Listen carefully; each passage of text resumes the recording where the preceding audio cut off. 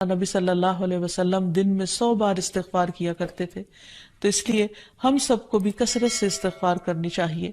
استغفار بیماریوں کا علاج بھی ہے اور اللہ کے عذاب سے بچانے والا بھی، اللہ سبحانہ وتعالیٰ کی رحمت پانے کا ذریعہ ہے، اور پھر بارش کے نزول کا ذریعہ بھی ہے، زراعت میں برکت کا ذریعہ، کبیرہ اور صغیرہ گناہوں سے معافی کا ذریعہ، اچھا اعمال نامہ پانے کا ذریعہ، یعنی قیامت کے دن انسان کو جن کی بخشش ہوگی ان کو خوشخبری دی جائے گی اور ان کا نامہ اعمال جو ہے وہ بہترین نامہ اعمال ہوگا۔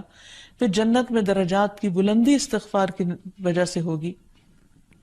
تو اس لیے ضروری ہے کہ ہم اٹھتے بیٹھتے اپنے گناہوں کی معافی مانگتے رہیں، اور استغفار کے لیے انسان اپنی زبان میں بھی اللہ تعالیٰ سے بخشش مانگ سکتا ہے، لیکن بہتر یہ ہے کہ اگر انسان قرآنی دعاؤں اور مسنون دعاؤں کا سہارا لے اور ان کو سیکھ بھی لے، کیونکہ یہ ہم سب کی ضرورت ہے۔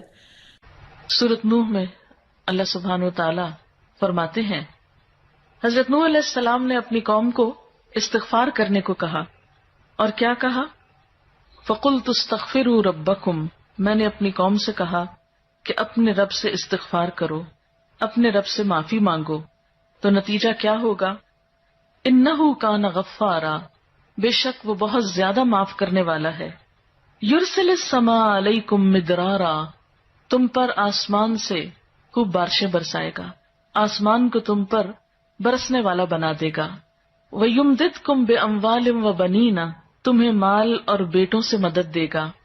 وَيَجْعَلْ لَكُمْ جَنَّاتٍ، تمہارے لیے باغات بنائے گا۔ وَيَجْعَلْ لَكُمْ أَنْهَارًا، اور تمہارے لیے نہریں جاری کر دے گا۔ آپ دیکھیں کہ ایک انسان کی خواہش کیا ہوتی ہے کہ اس کو کیا کچھ ملے، یعنی رہنے کا مقام اور حالات جو ہیں وہ پرسکون ہو، پھر اس کے بعد یہ کہ مال ہوں، بیٹے ہوں، باغ ہوں، اور زندگی کی اور آرائشیں اور نعمتیں ہوں۔ یہ ساری چیزیں کہاں سے ملتی ہیں، کیسے ملتی ہیں؟ استغفار سے ملتی ہیں۔ عام طور پر لوگ پریشان ہوتے ہیں، دکھی ہوتے ہیں۔ مثلا ایک شخص ایک بزرگ کی محفل میں آیا اور اس نے کہا کہ میرے حالات بہت تنگ ہیں، مجھے بہت پریشانی ہے، میرا رزق بہت تنگ ہے، تو آپ مجھے کوئی وظیفہ بتائیے۔ تو انہوں نے اس کو کہا کہ کثرت سے استغفار پڑھو۔ دوسرا آیا، اس نے کہا بچوں کی شادی نہیں ہوتی، تو آپ نے اس کو بھی کیا بتایا کہ کثرت سے استغفار کرو۔ تیسرا آیا تو کہنے لگا کہ بہت قحط سالی ہے، فصلیں اچھی نہیں ہوتی، تو آپ نے اس کو بھی استغفار کا بتایا۔ تو کسی نے ان سے پوچھا کہ بھائی 3 لوگ آپ سے 3 ڈفرنٹ مسئلے لے کر آئے ہیں، اپنی پریشانیاں لے کر آئے ہیں، آپ نے تینوں کو ایک ہی چیز بتائی ہے۔ تو اس پر انہوں نے یہی سورۃ نوح کی آیت پڑھ کر سنائی کہ دیکھو یہ قرآن میں اللہ کا وعدہ ہے، اور اللہ کا وعدہ سچا ہے۔ اللہ تعالیٰ کی بات سے بڑھ کر سچی بات کس کی ہو سکتی ہے؟ ہمارے پڑھنے میں کمی کوتاہی ہو سکتی ہے، لیکن اللہ کی بات میں کوئی شک نہیں۔ ذالک الکتاب لا ریب فیہ، یہ وہ کتاب ہے جس میں کوئی شک نہیں۔